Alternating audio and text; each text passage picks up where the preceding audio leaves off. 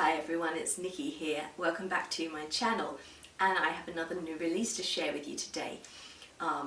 Now, I've mentioned in the video I posted the other day for Souls for Sale, but I'm filming this on 3.5 hours sleep, so do bear with me if I start to ramble or if I just generally look a bit frazzled, because I'm starting to feel it now as we sort of move into the mid-afternoon. So, without any further ado, let me just move straight on to the book. Now, this is an anthology that is releasing from LT3 Press, and it's called Fool for You. And it's all trickster-related stories. And it includes my piece, which is called Toil and Tricks. So, a brief introduction to the story to start us off. This is a tale that revolves around the idea that the gods have grown tired of running things, and particularly this is the Norse gods we're talking about here. And what they want is to have counterparts who will do their work for them so they can sit back and relax.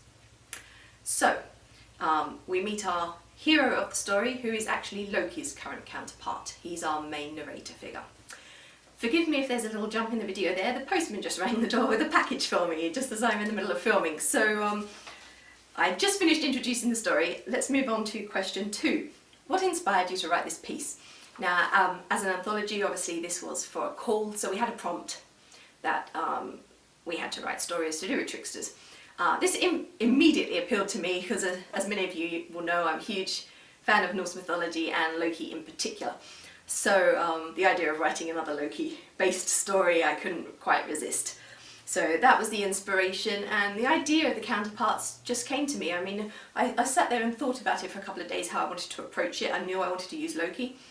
And after a couple of days of pondering the idea, this plot device just appealed to me, and I got writing. What are the main themes? There's not really a huge message as such in this story. It's more intended as a bit of fun. Obviously we sort of get the idea of what is important to people in life, what makes life worth living, I guess. And Sverrir, who's the main character, he is someone who's been Loki's counterpart for centuries.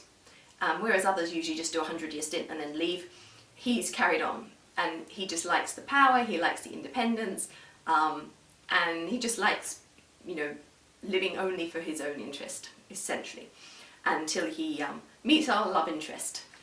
So that is probably the main theme, the idea of seeking what's important in life and what's going to make your life worthwhile. I've kind of already done number 4 because I've introduced Sverrir to you already. So let's move on, and we'll say, what was your favourite thing about writing the story? Obviously for me it was getting to write a Loki character again. I have written Loki previously a couple of times, notably in the Ragnarok Chronicles, but also in a couple of short stories.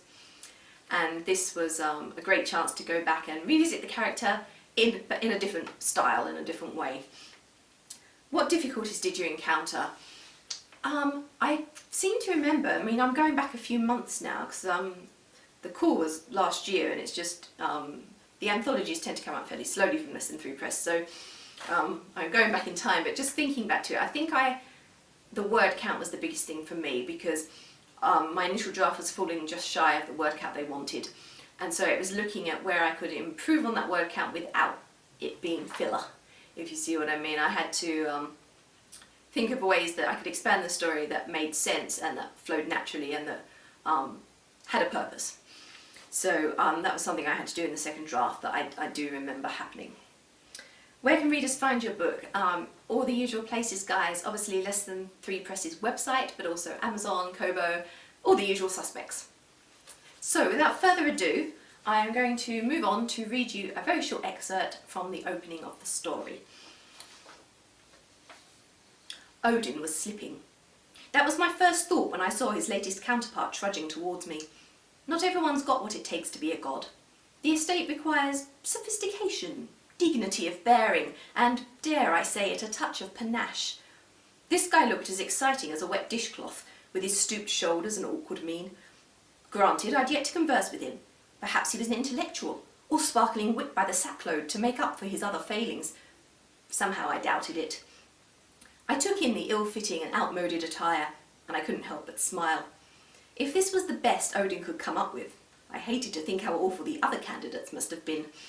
My own mentor often commented how lucky he was not to have to replace his double every 100 years as the others did. I understood it was a chore, especially if pickings were so slim these days. The newcomer stopped before me and glanced around to check no one was in hearing distance. Loki? His voice was weak and thin. However, I detected a hint of awe in his tone, which served to widen my smile and boost my fast-flagging mood. Odin, a pleasure. It really wasn't, but there was little point in making a bad situation worse. I wished to conclude this business as swiftly as possible and return to more pleasurable pursuits. At least the use of honorifics in inter-god communication made life easier. Learning a new set of names every 100 years and remembering who represented whom would have been a real drag. Nonetheless, I wondered what a guy like this was called outside of business hours. He looked like a Reginald. So there you go, just to whet your appetite. I hope you enjoyed it, and if you did, do check out the anthology so you can read the rest of the story and several other really great pieces by the other authors involved. I will end there. My next new release is not until July at this stage. I say at this stage because I am expecting a short story in a magazine, but I have no idea on the date of that yet. So essentially at the moment I have releases in July and August, so I will be back with more Nicki's new releases at those times. I'm sure the interlude will pass by quickly. In the meantime, I will be back with all my usual vlogs every week, talking about the books I've read, what I'm up to with my writing, my favourite things, and TV and film I've seen. So I will see you all again very soon. Bye for now, everyone.